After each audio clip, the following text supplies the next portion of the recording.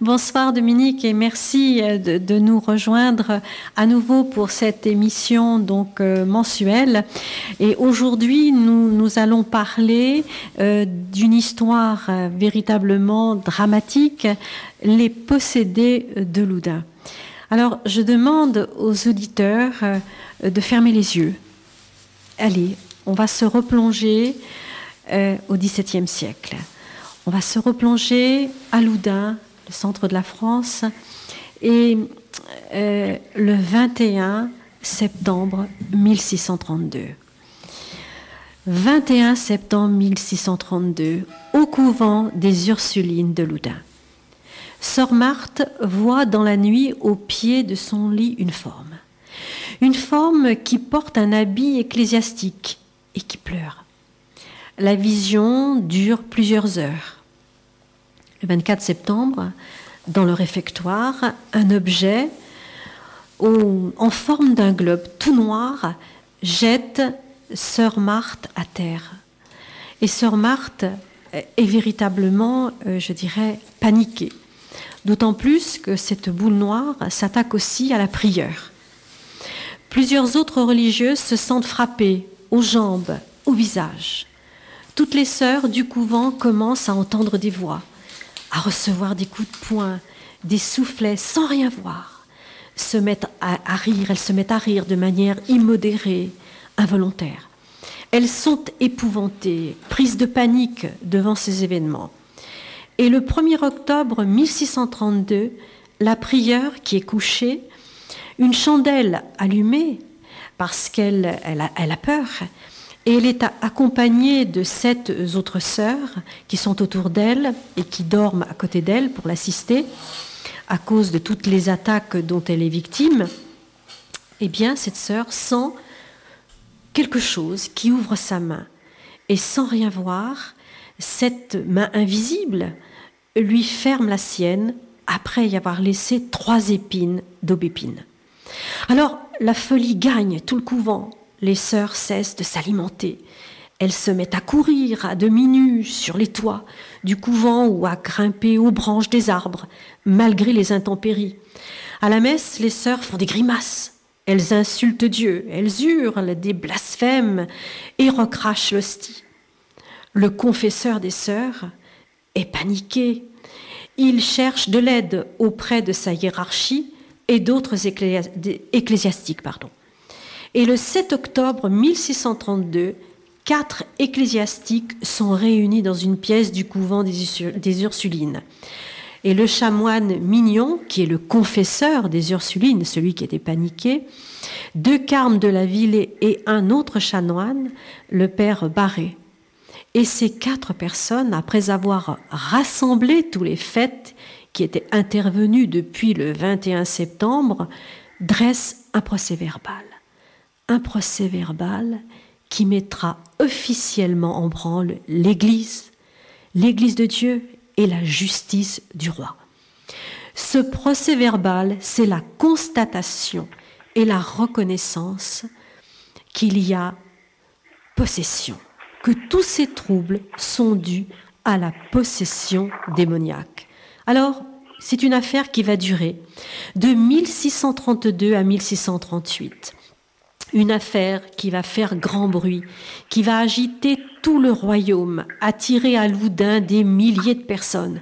Une affaire qui dépasse les acteurs locaux, tant les enjeux sont politiques, et qui va s'achever par la mise à mort pour sorcellerie d'Urbain Grandier, qui est lui-même un ecclésiastique qui officie à Loudun, qui va déboucher sur la démolition du château de Loudun et la mise au pas des protestants et l'affirmation à l'époque de la toute-puissance de la monarchie et de Richelieu.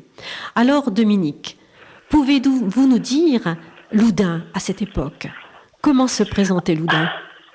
Vous savez, il y a une parole de Rabelais. Alors Rabelais, c'est avant, bien entendu, les épisodes dont vous parlez, puisque Rabelais, c'est le XVIe siècle, donc un siècle avant, qui dit avec un peu d'humour, en commentant l'écriture sainte, lorsque le diable a proposé de tout offrir au Christ en le tentant, il y a 4 villes qu'il ne lui a pas offertes.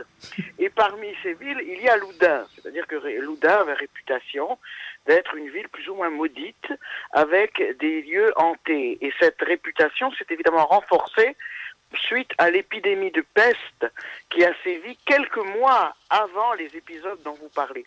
Donc c'est une ville meurtrie, traumatisée, à l'imagination vive et douloureuse, qui subit ces événements dont vous parlez, qui effectivement sont à la limite presque drôles quand on les entend aujourd'hui. Je suis sûr que si on en faisait un film, il y aurait des éclats de rire dans la salle. Peut-être. Mais à l'époque, oui. Il n'y avait pas beaucoup d'éclats de rire. C'était considéré comme terriblement effrayant. Et il y a bien entendu des dessous à cette histoire également, dont il faut parler. Alors, ce que je dirais d'abord peut-être à propos de ces dessous, ce qui est très important, c'est que c'est une communauté nouvelle, comme on dirait aujourd'hui, c'est-à-dire qui s'est établie 5 ans auparavant, en 1627. On parle des Ursulines, on parle des Ursulines. Hein. Alors les Ursulines ont été fondées par Saint Angèle de Mérici quelques décennies plus tôt en Italie, mais se sont implantés seulement au XVIIe siècle en France, dans l'esprit de ce qu'on appelle la contre-réforme.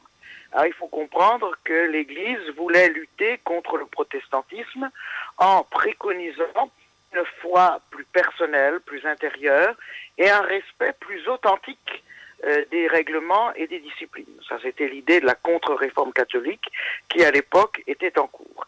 Mais il faut rajouter quand même à ça que pour devenir Ursuline, en général, eh bien, c'était très simple.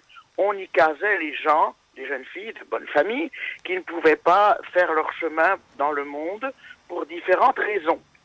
Donc, on ne peut pas dire que les vocations étaient très authentiques. Et c'est en particulier le cas, il faut bien le dire, de celle qu'on appelle Sœur Jeanne des Anges, Jeanne de Belcier, principale protagoniste, qui effectivement a bénéficié de phénomènes terribles, mais surtout, si vous voulez, c'était une personne à la personnalité dérangée, dirait-on aujourd'hui, frustrée, hystérique.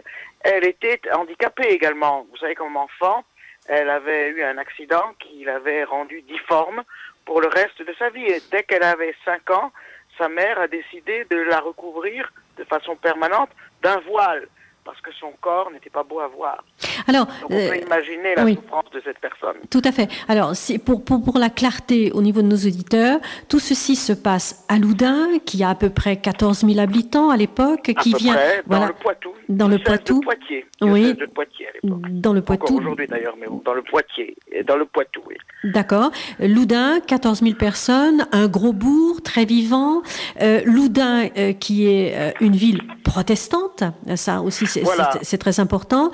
Et une forteresse avec des murs protecteurs que Richelieu veut faire abattre pour éviter qu'il y ait un jour une insurrection. Et dans ce fameux couvent des Ursulines. Voilà. C'est dans ce couvent des Ursulines que surgit cet épisode, mais qui va bientôt devenir public, puisque par la suite, il y aura des manifestations qui se produiront dans la rue. C'est-à-dire qu'on est en présence, non pas simplement, on pourrait dire, de la folie secrète et solitaire d'une religieuse au fond d'une cellule, mais d'un phénomène constatable par tous. Et pas seulement constatable par tous, mais constaté, et puis qui attirait évidemment la curiosité, le frisson, ce qu'on redoute, et ce que d'une certaine manière on admire en même temps. Alors, après ce procès verbal qui dit qu'il y a possession démoniaque, que s'est-il passé ? Eh bien, il y a eu des exorcismes qui vont être menés. Alors, pour comprendre un peu mieux les choses, à cette époque, il faut savoir que le sabre et le goupillon, si vous voulez, c'est-à-dire l'autorité publique et l'autorité religieuse marchent de concert. Alors, l'autorité religieuse, ce sont des prêtres nommés par les évêques comme un tribunal ecclésiastique chargé de juger sous l'aspect proprement religieux. Et puis, indissociablement, il y a le conseiller d'État. Un conseiller d'État qui s'appelle Jean-Martin de Laubardemont. Alors ça, c'est presque comique, de Laubardemont. Donc il faut savoir qu'il était en famille avec Jeanne. Donc la prieure. Voilà. Tous ces gens se connaissaient. Alors un procès va être intenté à un personnage suspect d'avoir provoqué ces phénomènes. Ce personnage s'appelle Urbain Grandier. C'est-à-dire, en fait, on accuse, en fait, on fait des exorcismes au niveau des sœurs qui sont là et qui ne sont pas... On commence des exorcismes, comme toujours, qui sont des prières, alors très spectaculaires, pour chasser les démons. Et au cours de ces exorcismes, on interroge les démons qui sont dans les personnes. Alors les sœurs, très vite, effectivement, affirment « nous sommes possédés par des démons ». Et Jeanne des Anges, d'ailleurs, va nommer 7 démons qui habitent en elle. Du moins, c'est ce qu'elle affirme. Ou par exemple, Asmodée, leur chef. Alors, chacun de ces démons incarne aussi ce qu'on appelle à l'époque un péché capital.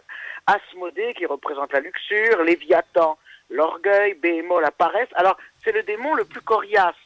La paresse est le vice le plus résistant. C'est celui qui va partir le plus tardivement. Isacharon, la luxure, Balaam, la luxure aussi, une autre forme de luxure, Grésil et Aman.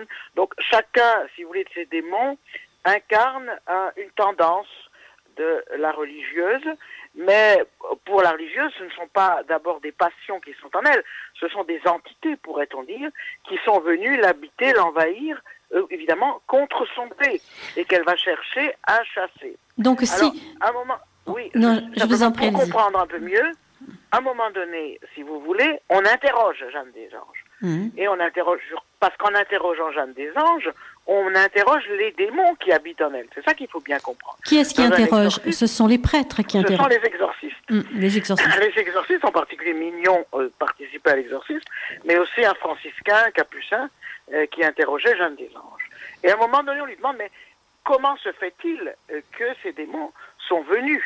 Parce que les démons ne viennent pas comme cela, malgré tout, en général. Alors, il y a une dénonciation, c'est-à-dire que Jeanne des Anges met un démon en elle, selon les exorcistes, nous disent à cause d'Urbain, à cause d'un prêtre. Un prêtre qui a fait un pacte avec le diable. Et on lui demande, mais quel est le nom de ce prêtre? Il s'appelle Urbain. Mais Urbain commun, Urbain Grandier. Et après avoir dit ça, Jeanne des Anges, sur un autre ton de voix, dit « Oh, je n'aurais pas dû dire ce nom ». Comme si elle se repentait d'avoir nommé un coupable. Par la suite, la même Jeanne des Anges va brandir un document, c'est-à-dire un papier, où il était écrit un pacte imaginaire, semble-t-il. Enfin, ça, on imagine que c'est pas Urbain Grandier qui l'a écrit. D'ailleurs, il s'en défendra toujours. Il dira c'est pas mon écriture. Donc, c'est écrit avec du sang, en lettres de sang, comme il faut dans ce genre de document satanique, où il est écrit justement qu'il faisait un pacte avec le diable pour que les démons viennent envahir les religieuses, viennent les posséder. Alors, pour la compréhension, si vous voulez, au niveau de nos auditeurs, un exorcisme, ce n'était pas une conversation de salon, c'était quelque chose d'épouvantable. Je vais vous lire un texte qu'on retrouve dans certains écrits. Alors, les possédées tournaient comme des toupies folles, elles déchiraient leurs vêtements. Certains spectateurs les ont même vues s'élever dans les airs. Quand elles sortaient de leur crise, elles en conservaient aucun souvenir, leur bouche était monstrueusement déformée, elles laissaient voir des langues enflées d'une manière effrayante, tandis qu'elles proféraient d'épouvantables grossièretés, émaillées de blasphèmes, de rires d'animaux. Alors, les procès-verbaux d'exorcisme détaillent les contorsions des Ursulines avec un luxe de détails, et Monsieur de la Foucaudière, dans ses miraculeux effets de l'Église romaine, les détails avec un soin extrême, et il dit: on a vu sœur Élisabeth Blanchard plusieurs fois, qui était une protagoniste, les pieds en haut, la tête en bas, et comme pendue en l'air aux voûtes de l'église, et tantôt comme collée contre une chaise et fenêtre, sans être appuyée de rien. Et puis après, par des paroles prononcées au démon par le père exorciste, être rapportée en son repos sans aucun mal. Vous voyez, donc il y avait des cas de lévitation, des langues enflées, des gorges dures comme du fer. C'était quand même des phénomènes extraordinaires.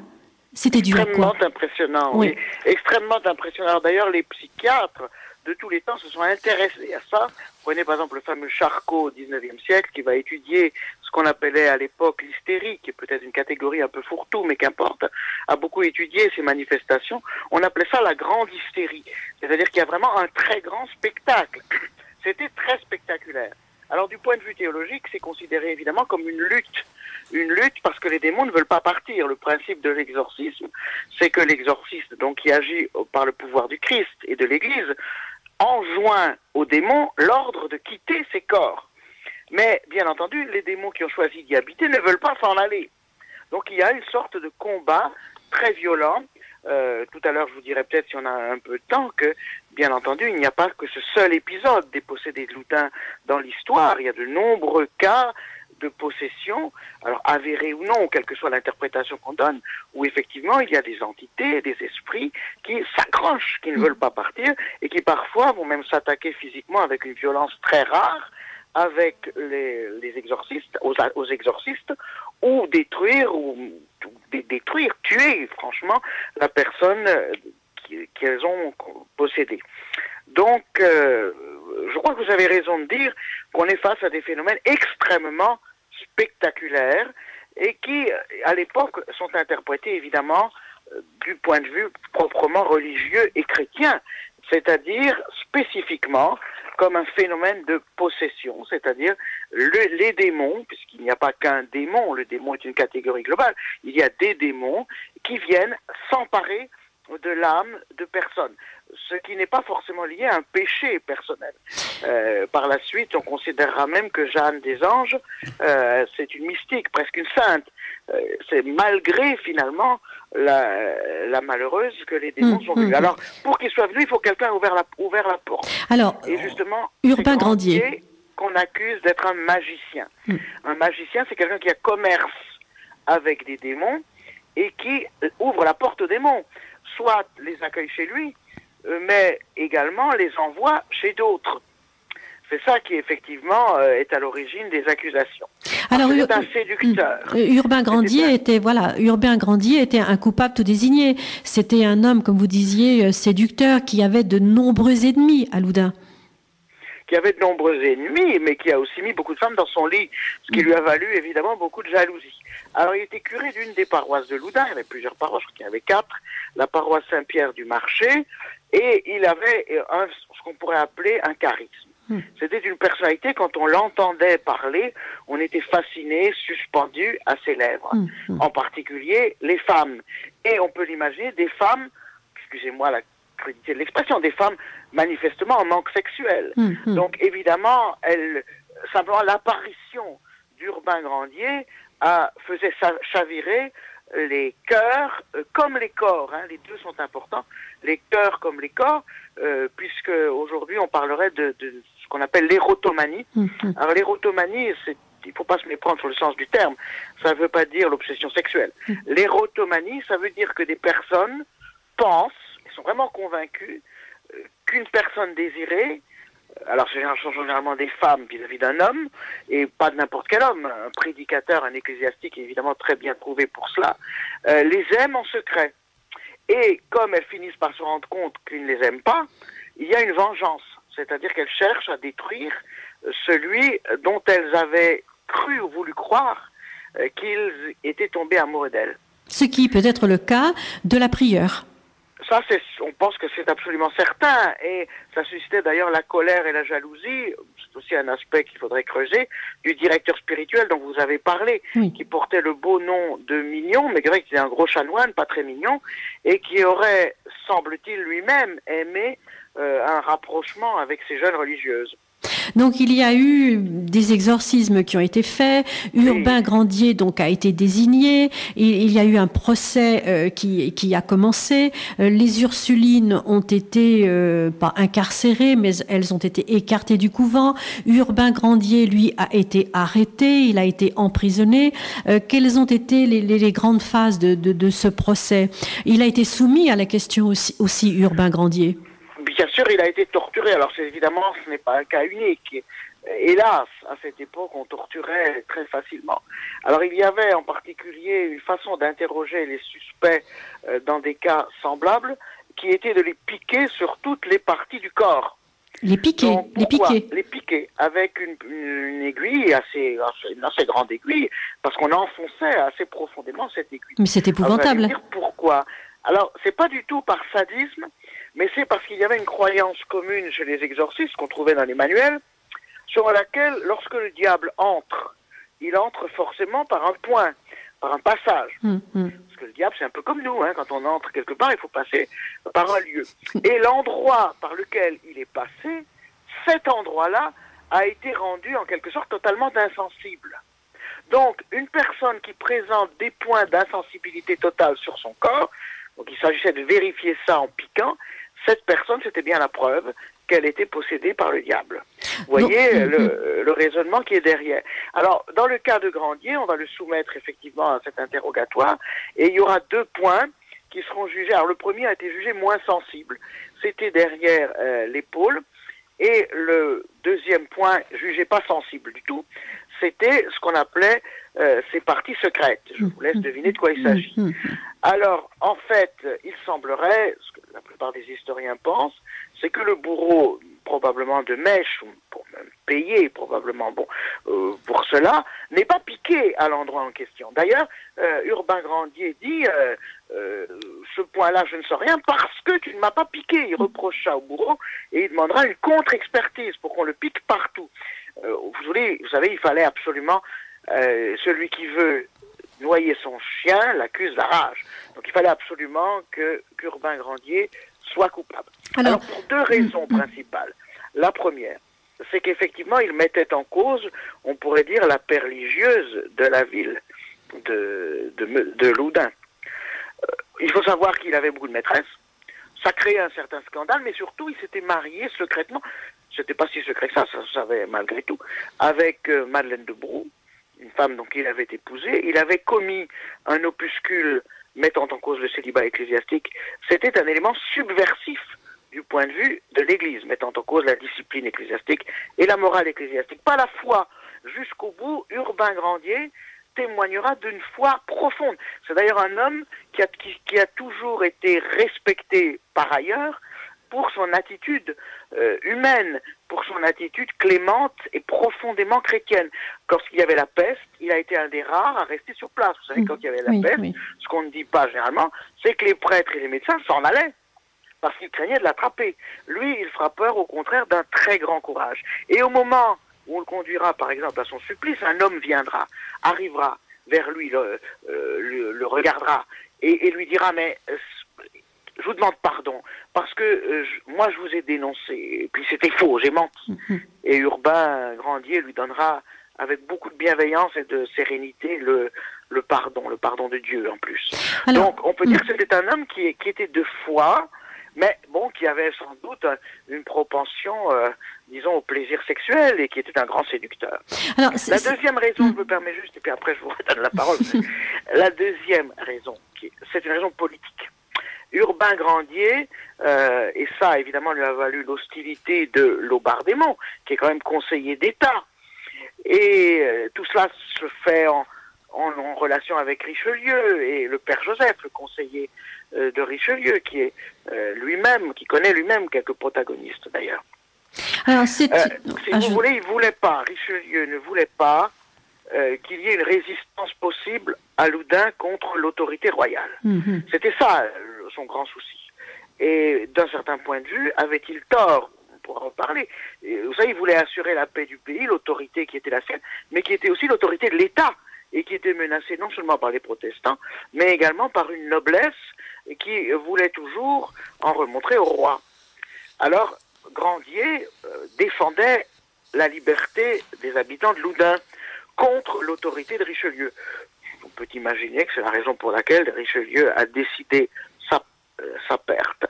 Mais évidemment, ça n'empêche pas qu'il y ait aussi dans cette affaire des éléments qui ne sont pas simplement de l'ordre du complot politique, mais qui sont mystérieux, troublants. Oui, mystérieux, troublant, c'est-à-dire les exorcismes, il n'y a pas eu que quelques exorcismes, l'affaire a duré des années, ça a attiré des milliers de personnes de toute la France, même d'Europe. Les exorcismes étaient faits, je crois, sur les places publiques, dans les églises, et les commerces étaient très florissants à l'époque. Et ces exorcismes étaient épouvantables, avec des cris, avec enfin vraiment, c'était, il y avait quand même des mystères. Oui, c'est très mystérieux, les phénomènes évidemment qui se produisent. Il est difficile de les expliquer simplement par l'exaltation d'une personne un peu dérangée. Même s'il y a une hystérie collective absolument évidente, il est néanmoins vrai qu'on atteint quand même des sommets paroxystiques, pourrait-on dire, de phénomènes spectaculaires. Alors les exorcismes consistaient, comme vous le savez, ça a déjà été dit, dans des prières qui étaient faites. Alors ce qu'on appelle le grand exorcisme par rapport aux petits exorcismes que tout le monde finalement peut pratiquer. Le grand exorcisme qui est fait par un prêtre, mais pas n'importe quel prêtre, un prêtre dûment mandaté par les autorités ecclésiastiques. Et au moment, évidemment, où on chasse les démons deviennent furieux, donc protestent. Ils parlent dans des langues inconnues, par exemple. Alors, à un moment donné, Urbain Grandier va se défendre. Et il va dire, mais enfin, Jeanne des Anges, elle ne peut pas parler dans telle langue inconnue. Ce qui aurait été un argument pour dire, elle n'est pas tellement possédée que ça. Et alors, Jeanne, ou un démon, en tout cas par la bouche de Jeanne des Anges, s'exprime en disant, oui, mais c'est parce qu'il y a eu un pacte. Il y a eu un pacte entre toi, Urbain, et nous, que nous ne parlions pas dans d'autres langues qu'en latin et français. Donc tout était, il y a eu ce contexte. En même temps, Jeanne des Anges trouvait un peu réponse à tout, si vous voulez, dans cet interrogatoire. C'est ça qui est également très fascinant. Il y a un jésuite au XXe siècle qui s'appelle le père Michel de Certeau, qui a écrit un livre sur Loudun, et qui a dit, il n'y a pas eu simplement des manifestations spectaculaires. Quand on étudie les propos tenus, c'est tout à fait fascinant. Il y a une violence verbale, évidemment libérée, enfin libérée, qui est comme l'envers d'un grand refoulement, dirait-on. C'est comme si tout ce qui n'a jamais pu se dire, toute une sauvagerie du désir, du plaisir, eh bien, sortait d'un coup. Bon, il y a aussi ces religieuses se masturbaient. Elles prenaient des crucifix pour les mettre sous leur jupe, ou plutôt des robes, d'ailleurs, de religieuses. Il y a là comme une espèce de grande revanche de la chair, du plaisir, dans des vies sacrifiées et refoulées. Que sont devenus les protagonistes? Urbain Grandier, donc, a été brûlé. Il a été brûlé, mais il a fini très mal. Il a été condamné au bûcher, ce qui est la peine prévue pour hérésie et pour sorcellerie à cette époque. Et il n'a jamais avoué. Il a été exécuté en plus avec beaucoup. Il n'a jamais avoué, mais il a aussi été exécuté avec beaucoup de cruauté. Oui. Parce que normalement, quand vous étiez condamné au bûcher, vous aviez droit à ce qu'on appelait le retentum. Alors le retentum, c'était une œuvre de miséricorde, ainsi qu'on s'exprimait à l'époque. Ça voulait dire qu'avant d'être brûlé, discrètement, on vous étranglait. Et on le faisait très vite, comme ça vous n'aviez pas à souffrir. Bon. Et en général, on accordait cette miséricorde à tous les condamnés. Eh bien, on l'a refusé à Urbain Grandier. Il y a manifestement eu de la haine féroce à son endroit qui s'est manifestée là. Quant aux autres protagonistes, alors Jeanne, il faut savoir d'abord que après la mort d'Urbain Grandier, les phénomènes de possession n'ont pas cessé. On a continué des exorcismes. Alors évidemment, ils auraient pu se dire, ben c'est étrange tout de même, on a brûlé le magicien responsable, comment se fait-il que les possessions continuent? On pourrait se dire, une fois que le coupable est mort, a expié, eh bien, le phénomène ne devrait plus se produire. En fait, c'est plus compliqué que ça, parce que même aux yeux de cette époque, lorsqu'il y avait un cas de possession, si un mage était à l'origine du cas de possession, on peut dire que les démons ensuite prenaient le relais. C'est-à-dire que, comme on les considérait comme des êtres spirituels, doués donc d'une volonté propre, même si un mage s'était entendu pour les faire venir quelque part, une fois que le mage était mort, eh ben, ils étaient là, ils étaient sur place. Si vous ouvrez la porte de votre maison à des squatters indélicats, eh bien, une fois qu'ils sont dedans, même si le responsable, celui qui a ouvert la porte, a été par exemple puni, eh bien, ils sont toujours là, les squatters. Eh bien, c'est exactement de la même façon qu'on voyait les choses. Alors, on a multiplié les exorcismes, on a fait venir des jésuites qui avaient la plus subtile probablement que les franciscains et capucins sur la question, et en particulier d'un d'entre eux qui, à mon avis, pourrait être considéré pratiquement comme le père de la psychanalyse, le père Jean-Joseph Surin. C'est un nom à retenir pour l'histoire des idées, et qui a été donc directeur spirituel, confesseur et exorciste de Jeanne des Anges. Et ça a pris du temps. Alors, ce qu'il faut savoir, c'est qu'à un moment donné, alors que les démons étaient toujours là, Jeanne des Anges a été stigmatisée. C'est-à-dire qu'elle a reçu sur son corps des marques Jésus, Marie, Joseph. Elle aurait aussi bénéficié d'une apparition de Saint Joseph qui aurait déversé sur son corps quelques gouttes d'huile sainte parfumée, ce qu'on appelle l'onction de Saint Joseph. Elle a fait, semble-t-il, le Tour de France. Elle était considérée presque comme une sainte. Alors, la première raison du Tour de France, c'est que l'un des démons, du nom de Béhémoth, ne voulait pas partir et a dit « Je ne partirai que si on me conduit sur le tombeau de Saint François de Sales ». Qui se trouvait à Annecy, qui à l'époque était considéré comme le modèle du directeur spirituel et de l'évêque. Et par conséquent, évidemment, elle est partie de Loudun, elle a passé par Paris, puis par Lyon, et à ce moment-là, évidemment, elle ne s'est pas contentée de rencontrer quelques personnes, ça a été très spectaculaire. Elle a été reçue par le cardinal de Richelieu, elle a été reçue par la reine Anne d'Autriche et par le roi Louis XIII, mais qui plus est, elle a assisté à la naissance du futur roi Louis XIV. Parce qu'on considérait qu'une stigmatisée, éprouvée par la possession, c'était une sainte. Alors là, je dois faire une précision parce que sinon les gens vont plus rien comprendre. Ils vont se dire, de deux choses l'une. Ou alors quelqu'un est pieux et stigmatisé, a des visions, bon, c'est une chose. Ou alors de l'autre, il y a commerce avec des démons, et la personne est possédée. Eh bien, l'Église pense d'ailleurs toujours, puisqu'il y a d'autres cas étudiés par l'Église au XXe siècle, pense qu'il y a deux types, au fond, de possession. La première catégorie de possession, c'est celle qui opère par des gens qui ouvrent en quelque sorte eux-mêmes la porte aux démons. Et puis la deuxième catégorie de possession, qui est tout à fait différente finalement, ce sont des victimes, c'est-à-dire des gens qui n'ont pas fait de faute, qui n'ont pas ouvert eux-mêmes la porte à des démons, mais qui ont été victimes, par exemple, de mages, comme prétendument Grandier, le pauvre il pouvait rien, mais enfin on croyait en tout cas, comme Grandier, qui aurait envoyé en quelque sorte des démons. Et Dieu, dans ces cas-là, permettrait la possession, parce qu'il faut une permission de Dieu, pour éprouver des personnes particulièrement saintes. C'est-à-dire qu'aux yeux de la théologie de l'époque, il ne faut pas oublier ça, et c'est très important, parce que Jeanne, elle veut être valorisée, elle veut être considérée. Aux yeux de la théologie de l'époque, le fait d'être attaqué par des démons, ça veut dire qu'on est quelqu'un de formidablement intéressant. Le démon, il va tenter le Christ dans le désert, il ne va pas tenter n'importe quel imbécile. Le démon, il va aller habiter dans une âme d'exception. Donc c'est ça qu'il faut bien comprendre. Tout à fait. Donc pour elle, c'est formidable.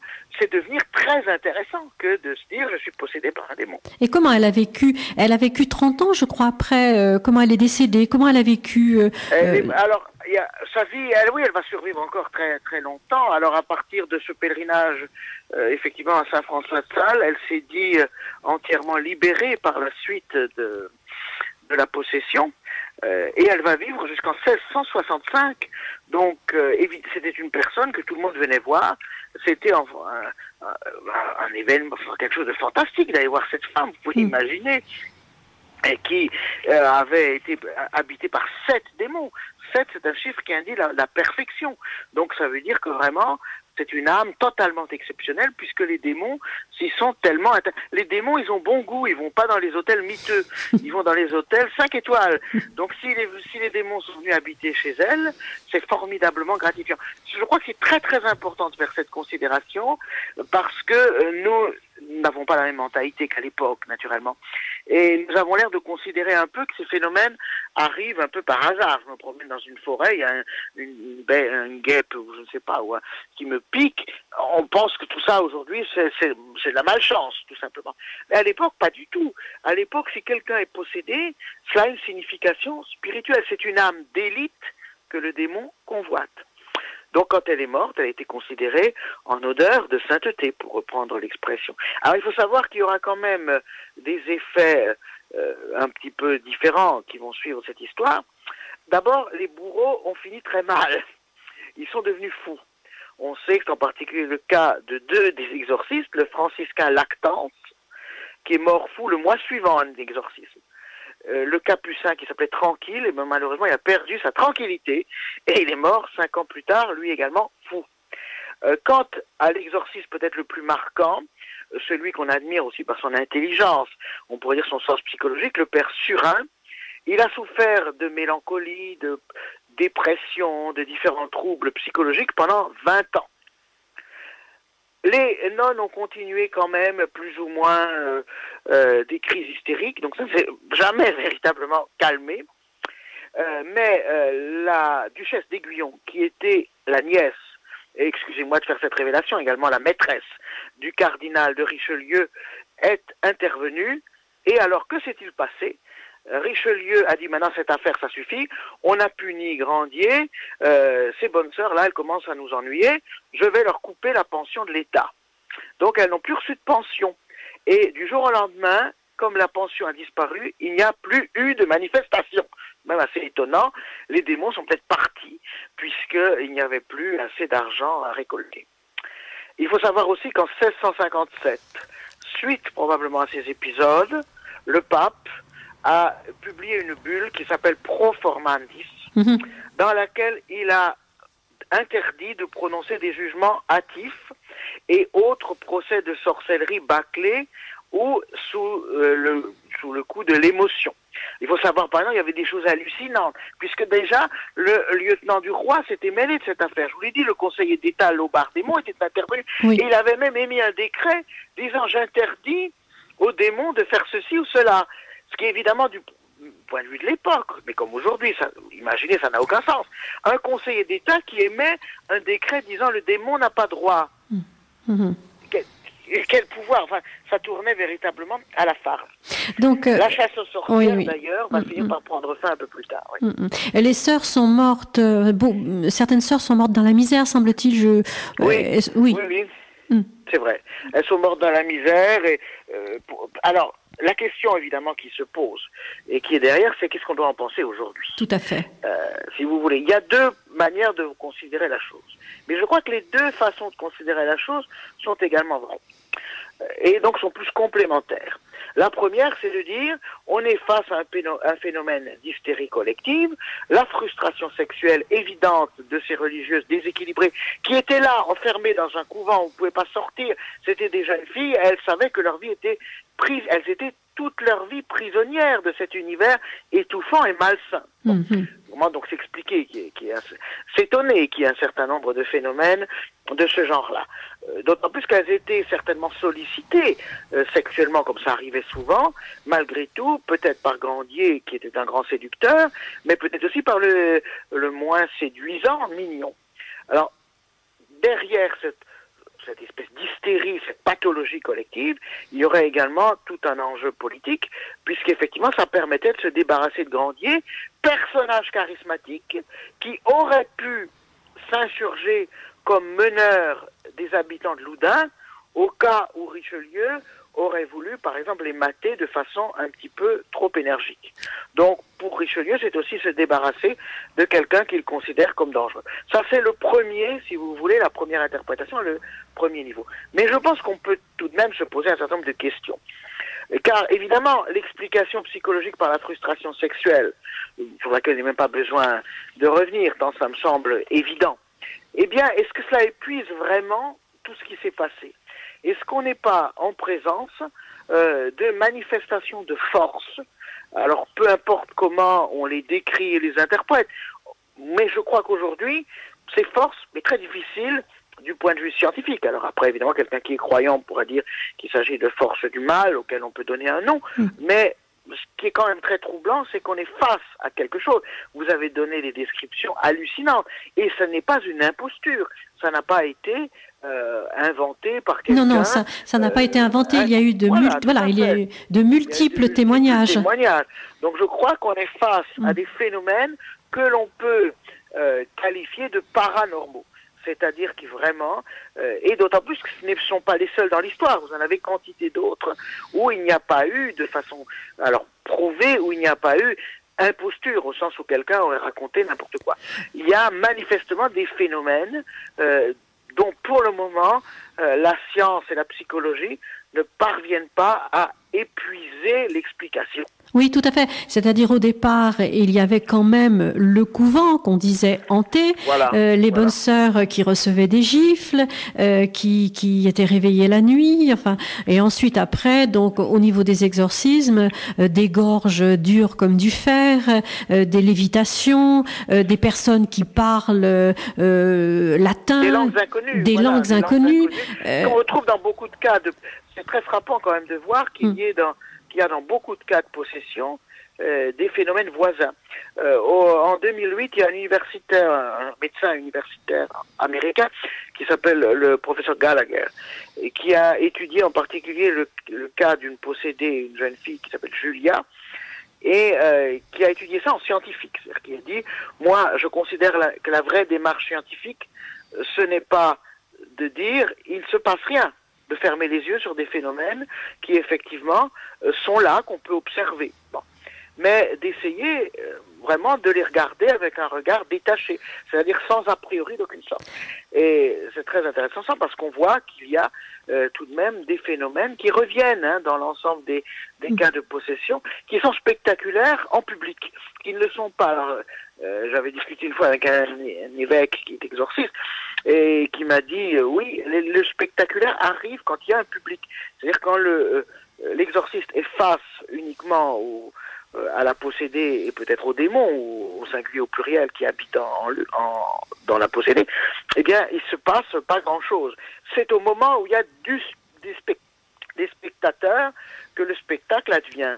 Mais ça ne veut pas dire évidemment qu'on ne soit pas en présence de phénomènes qui débordent l'intention inavouée et secrète de la personne d'être vue et reconnue, même si je ne crois pas qu'il y ait un phénomène qui soit totalement indépendant de l'histoire psychologique de la personne. Dominique, nous avons 3 minutes encore. On va rendre l'antenne. Alors, c'est dommage. Voilà. C'est vraiment dommage. Alors, si vous voulez, cette affaire de Loudun... Les démons ne sont pas partis, là. Les démons ne sont pas partis. Vous n'avez pas laissé le temps de partir. Tout à fait. Alors, si vous voulez, cette affaire de Loudun, entre des manifestations du surnaturel et entre une sombre machination d'un Richelieu qui veut asseoir le pouvoir royal, qui veut mettre à genoux les protestants, je pense que c'est ni l'un ni l'autre, c'est un entre-deux. À votre avis, Dominique ? Oui, la seule chose que je réagis un petit peu, vous m'en voulez pas. Je suis historien, évitez de parler de sombre machination pour Richelieu. Richelieu incarne l'autorité de l'État. Lisez le livre de Michel Carmona sur Richelieu. C'est un grand chef d'État qui veut aussi la paix sociale. Vous savez que par la paix d'Alès, il a accordé autant que conscience il le pouvait aux protestants. Donc, évidemment, c'est quelqu'un de très dur, j'espère, très dur, mais qui voulait la paix, quand même la paix sociale de la France. Bon. J'espère qu'il me pardonnera d'où il est, s'il m'a entendu. Oui, il vous absout, c'est un évêque de Luçon, il vous absout. Mais là où, en revanche, je suis totalement d'accord avec vous, c'est que les différentes perspectives ou portes d'entrée qui nous permettent d'appréhender un phénomène comme ça ne me semblent jamais l'épuiser, et c'est ça qui est formidable. Et l'historien doit aussi avoir l'humilité de se dire, il est face à quelque chose de très complexe, où il y a des manifestations qu'il a du mal peut-être à accepter, qui se sont produites, et qu'il n'a pas l'ambition, au jour d'aujourd'hui, de pouvoir totalement résoudre. C'est cette humilité qui caractérise aussi, à mon sens, l'historien. Merci Dominique de nous avoir éclairés sur les possédés de Loudun. On en parlerait pendant des heures. La prochaine fois, nous parlerons peut-être de l'affaire des poisons. On remonte dans le temps, ou de la bête du Gévaudan. Qu'en pensez-vous ? Oui, formidable. Peut-être l'affaire des poisons me semble plus proche chronologiquement, et effectivement il y a beaucoup de sorcellerie également mêlée dans la question de l'affaire des poisons. C'est pas simplement l'empoisonneuse d'aujourd'hui qui va déverser quelques gouttes de poison dans un verre, mais c'est aussi lié à des messes noires et à l'invocation des forces infernales. Merci Dominique, et bonsoir à tous nos auditeurs. Bonsoir Dominique Vibrac, et encore merci de votre intervention sur Radio Association.